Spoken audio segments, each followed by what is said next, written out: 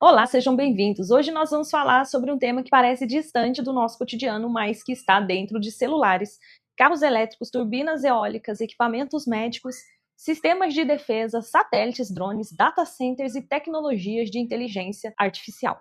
O tema de hoje são as famosas terras raras. E a pergunta principal é simples, mas muito importante. Por que esses elementos químicos se tornaram tão estratégicos para o mundo hoje? Quando ouvimos o nome terras raras, a primeira impressão é que estamos falando de algo extremamente escasso, quase impossível de encontrar. Mas essa é uma meia-verdade. As terras raras não são necessariamente raras na crosta terrestre. Alguns desses elementos, eles são até relativamente abundantes. O verdadeiro problema é outro. Eles raramente aparecem em concentrações fáceis de explorar e são muito difíceis de separar umas das outras. Ou seja, o desafio não é apenas encontrar o minério, o desafio é transformar esse minério em materiais de altíssima pureza, capazes de alimentar essas cadeias industriais sofisticadas. De forma simples, quando falamos em terras raras, estamos falando de um grupo de 17 elementos químicos, que são eles: o lantânio, cério, praseodímio, neodímio, bromécio, samário, európio, gadolínio, térbio, diprósio, ômio, érbio, túlio, itérbio, lutécio, escândio e ítrio.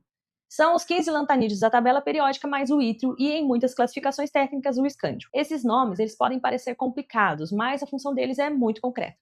Eles permitem produzir materiais com propriedades especiais, que é um magnetismo muito forte, emissão de luz, resistência ao calor, atividade catalítica e comportamento eletrônico avançado. Eles estão entre os ímãs mais fortes disponíveis comercialmente. E por que isso importa? Porque ímãs mais fortes permitem motores menores, mais leves e mais eficientes. Isso é essencial para veículos elétricos, por exemplo, turbinas eólicas, robótica, drones e equipamentos industriais, sistemas de defesa. Em outras palavras, terras raras não são apenas um tema de mineração. Eles são um tema de energia, indústria, tecnologia, soberania e geopolítica. Bom, agora vamos ao ponto central, que é a geopolítica. O mais importante nessa cadeia é a China. E aqui existe um detalhe que é fundamental. A China não domina apenas a mineração de terras raras, ela domina principalmente o que vem depois da mineração, que é a separação, refino, metalurgia, produção de ligas e a fabricação desses ímãs permanentes. Este é o verdadeiro gargalo. Segundo dados internacionais, a China responde por cerca de 60% da mineração global das terras raras usadas em ímãs, mas chega a aproximadamente 91% da separação e do refino e a cerca de 94% da fabricação desses ímãs permanentes de neodímio ferro-boro. Isso significa que mesmo países que têm minas ou reservas podem continuar dependentes da China para transformar o minério em produtos realmente úteis para a indústria. E esse é um ponto essencial, porque ter reservas mineral não é a mesma coisa que ter uma cadeia produtiva. Ter mineral no subsolo não significa ter tecnologia, indústria, escala, financiamento e controle ambiental para produzir materiais avançados. Por isso, as terras raras, elas se tornaram uma ferramenta de poder. Nos últimos anos, a China passou a adotar controles de exportação sobre esses elementos e produtos ligados a terras raras. E em 2025, por exemplo, foram anunciadas restrições sobre itens relacionados a elementos como o samário, gadolínio, térbio, diprósio, lutécio, escândio e o ítrio.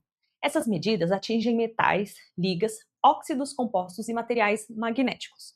Na prática, isso acendeu um alerta em vários países: Estados Unidos, União Europeia, Japão, Coreia do Sul e outras economias passaram a olhar para terras raras como um tema de segurança econômica e de segurança nacional. E por quê?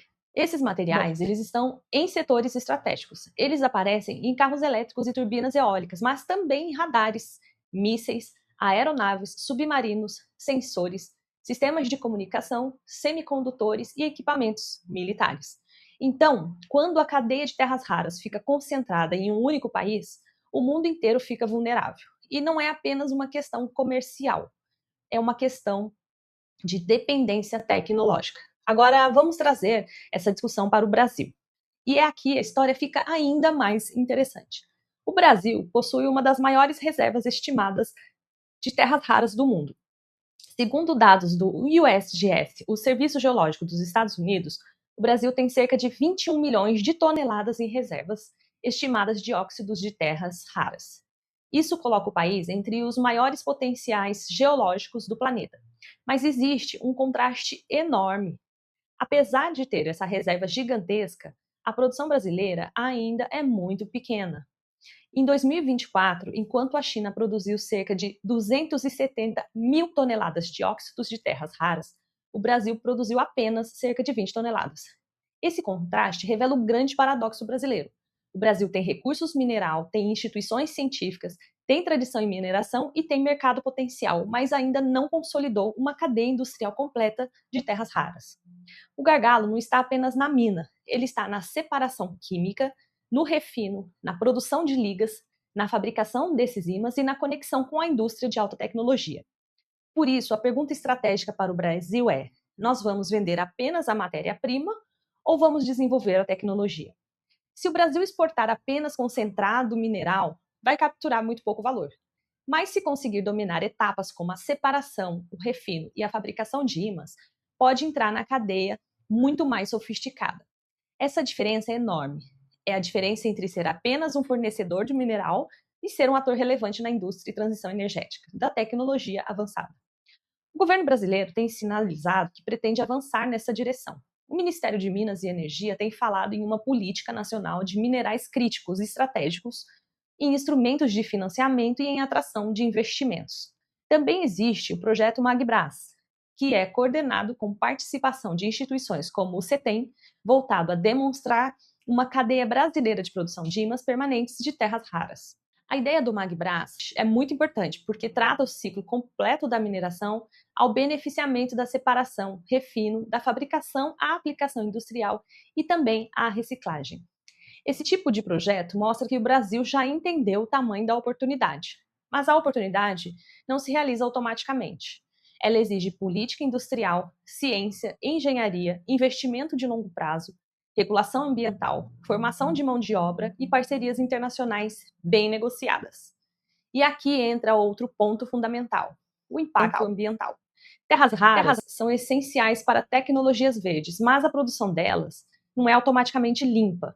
A mineração e principalmente o processamento químico podem gerar impactos importantes. Algumas jazidas têm presenças associadas de tório e urânio. A separação dos elementos pode envolver ácidos solventes, grande consumo de água e geração de rejeitos. Isso significa que não basta dizer que terras raras são importantes para a transição energética. Também precisamos perguntar como é que elas serão produzidas. Uma cadeia de terras raras sustentável precisa de licenciamento ambiental sério, transparência, rastreabilidade, controle de rejeitos, proteção de comunidades locais e investimento em reciclagem. E a reciclagem é uma parte importante dessa história. Ímãs de motores, equipamentos eletrônicos, turbinas eólicas e outros produtos podem se tornar fontes secundárias de terras raras. Mas esse processo ainda é limitado no mundo. Reciclar terras raras é tecnicamente difícil porque esses materiais eles estão espalhados em pequenas quantidades, presos dentro de um produto complexo, muitas vezes difíceis de se desmontar. Mesmo assim, a reciclagem tende a ser cada vez mais importante. Ela reduz pressão sobre novas minas, diminui impactos ambientais e pode ajudar países a reduzir dependência externa. Mas ela não substitui completamente a mineração. No curto e médio prazo, o mundo ainda vai precisar produzir terras raras primárias. A questão é produzir melhor, com mais controle e mais responsabilidade.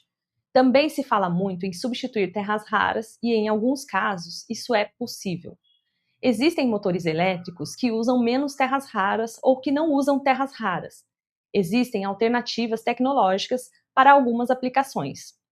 Mas geralmente há custo, e esses custos podem haver perda de resistência, aumento de peso, maior consumo de energia ou queda de desempenho. Por isso, a substituição ajuda, mas não elimina a importância estratégica desses elementos. Então, quando olhamos para o cenário global, nós vemos três movimentos acontecendo ao mesmo tempo.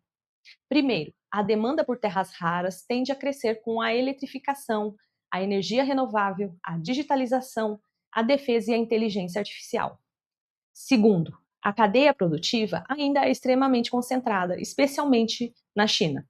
Terceiro, países com reserva como o Brasil estão tentando transformar potencial geológico em capacidade industrial. E esse é exatamente o ponto-chave. O mundo não está disputando apenas as minas, ele está disputando cadeias produtivas. Está disputando quem consegue transformar elementos químicos em componentes estratégicos. Está disputando quem controla os materiais invisíveis que sustentam a tecnologia moderna. Para o Brasil, as terras raras representam uma oportunidade rara, com o perdão do trocadilho. Mas essa oportunidade ela só se transforma em desenvolvimento se o país evitar repetir um padrão conhecido, exportar matéria-prima barata e importar produto tecnológico caro. O desafio brasileiro é subir na cadeia de valor, é investir em ciência dos materiais, é desenvolver capacidade de separação e refino, é fabricar imãs, é conectar mineração com indústria. É fazer isso com responsabilidade ambiental e com estratégia de longo prazo. Se o Brasil conseguir avançar nessa direção, terras raras podem deixar de ser apenas uma riqueza escondida no subsolo e se tornar uma base para a soberania tecnológica, reindustrialização e participação mais forte na economia da transição energética. Mas se o país não fizer esse movimento, continuará sentado sobre uma riqueza estratégica enquanto importa os produtos de maior valor agregado. Então, a grande mensagem é esta: terras raras não são apenas elementos químicos, eles são uma ponte entre ciência, indústria, meio ambiente e geopolítica. Elas mostram que a transição energética depende de mineração, mostram que tecnologia depende de materiais e mostram que soberania no século XXI também passa por dominar cadeias produtivas invisíveis, mas essenciais. E se você gostou desse conteúdo, curte, compartilhe e comenta aqui embaixo. A sua participação ajuda a levar ciência, tecnologia e pensamento crítico. E agora eu quero saber a sua opinião. O Brasil deve tratar terras raras como uma prioridade estratégica nacional? Deixe o seu comentário. Eu sou Cláudia Medeiros e a gente se vê no próximo episódio.